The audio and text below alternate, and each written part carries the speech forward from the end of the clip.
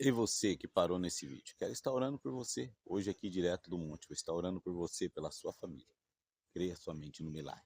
Amém? Pai, em nome do Senhor Jesus, seu filho amado, apresento diante do Senhor essa pessoa que parou nesse vídeo. Apresento o lar, a família dela, a vida espiritual, a vida financeira, conjugal, sentimental, a saúde, os sonhos dessa pessoa.